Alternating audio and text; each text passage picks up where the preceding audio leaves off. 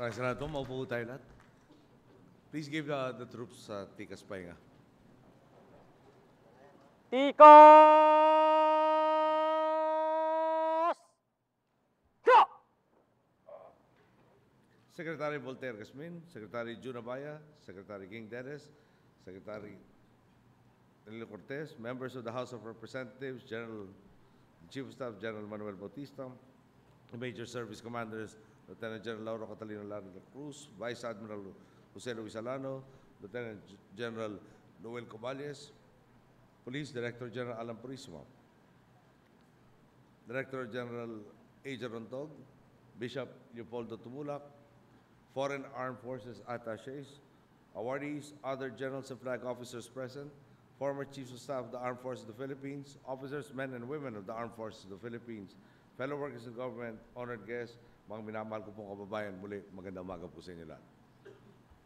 78 taon na po ang nakalipas mula nang nilagdaan ang Commonwealth Act No. 1 o ang National Defense Act of 1935 na nagbunsod sa pagtatatag ng sandatahang lakas ng Pilipinas.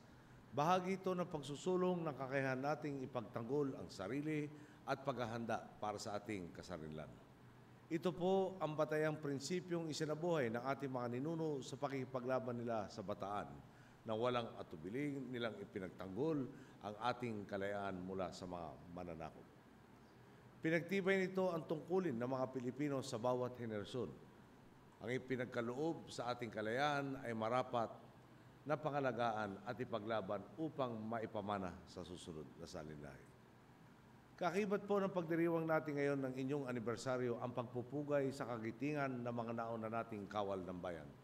At wala pong duda, sa patong-patong na pagsubok na dinaanan ng bansa ngayong taon, taas noon ninyong maipagmamalaki sa ating mga ninuno at sa mga kababayan natin ang ipinakita ninyong tapang, sigasig at pananagutan sa serbisyo. Ang makabuluhan ninyong ambag, lalo na ng mga pinarangalan natin ngayong araw at ng mga ibang araw pa, ay habang buhay ng babantayog sa kasaysayan ng sandatahang lakas ng Pilipinas. Hayaan po ninyong ipaabot ko ang taus-pusong pasasalamat ng sambayanan sa matagumpay at patas ninyong pagbabantay sa nakaraang mga halalang ngayong taon. Nagpapasalamat din ako para sa halos 200 bihag na na-rescue natin mula sa masasamang puwersang naghasik ng karahasan sa Zamboanga at para sa panunumbalik ng kaayusan sa lungsod. Sa ngalan ng mga kababayan natin niyanig ng malakas na lindol sa Cebu, Bohol at kalapit na probinsya, maraming salamat sa mabilis ninyong pagresponde. Gayun din, maraming salamat sa pagsagip at paghahatid ninyo ng ayuda sa mga biktima ng Bagyong Yolanda. Pinatunayan ninyo sa buong mundo na gaano man kalaking hamon ang idulot ng mga mapagsamantala at ng mga dumarating na sakuna, anumang banta o peligro, gaano man kalayo at kaliblib na po, basta't tumbasan lamang ng tapang at dedikasyon, tumulong, maaruga at makakabangon ang mga Pilipino. Kaya naman, mula sa inyong mga pinunong sibilyan sa pangunguna ng ating pong butihing kalihim Voltaire Gasmin, sa inyong mga opisyal sa militar sa pamumuno ni General Manny Bautista, hanggang sa mga koronel at kapitan ng Navy, Sergeant Major, Private, Airman at Apprentice Seaman, buong bayan po ang nagpupugay sa ipinamalas ninyong husay at profesionalismo. Muli, maraming salamat po sa inyong serbisyo. Sa harap nga po ng mga pagsubok, malaki ang inaasahan sa ating mga kawal. Kaya naman, marapat lang na bigyan kayo ng estado ng sapat na kapasidad upang tumugon sa inyong tungkulin.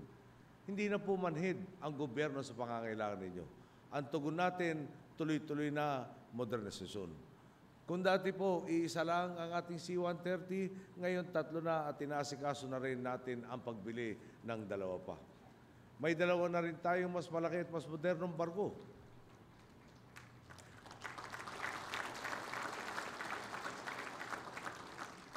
Ang BRP Gregorio del Pilar at BRP Ramon Alcaraz. At madadagdagan pa yan. Napasa kamay na rin natin ang 3 brand new at sensor po kayo, pinapaulit sa atin ang mga naghirap makuha mo ito. Brand new po na naval helicopters mula sa Italia na nabili natin sa halaga ng 1.33 billion pesos. Pinaalala po ni Powick, baka makalimutan ko raw, may 2 pang parating. Ang buod nito, sa maayos na pamamahala na susuklian natin na makabulong suporta ang pagmamalasakit ninyo sa ating bayan. Makakaasa kayong mula sa pagbili ng iba pang bagong kagamitan hanggang sa pagpili ng inyong mga pinuno, mula sa paglalatag ng oportunidad sa inyong pamilya, ngayon hanggang sa inyong pagreretiro, isinusulong ng gobyerno ang mas makakabuti sa inyong kapakanan. Ngayon papasok na tayo sa huling yugto ng ating pamamahala.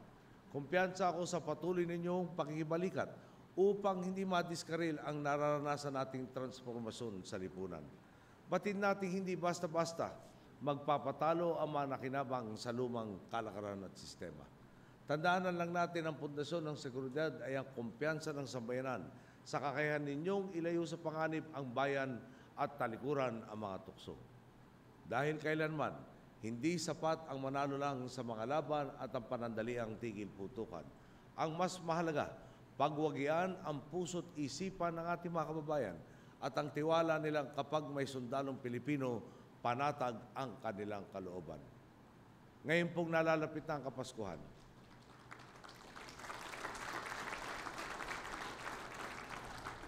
Ngayon pong nalalapit na ang Kapaskuhan, hayaan ninyong batiin ko kayo at ang inyong pamilya ng isang maligayang Pasko. Alam kong ang marami sa inyo rito ay madidestino sa iba't ibang lugar at mawawalay sa inyong mga mahal sa buhay.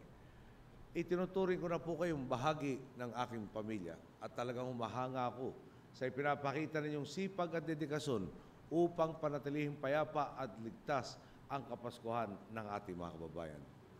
Alam ko pong kaisa natin ang inyong hanay sa adikain nating maiparamdam sa mga umaharap ngayon sa panibagong pagsubok ang tunay na diwa ng Kapaskuhan, na hindi ito masusukat sa yaman, sa halaga ng pagmamayari o sa masaganang handa.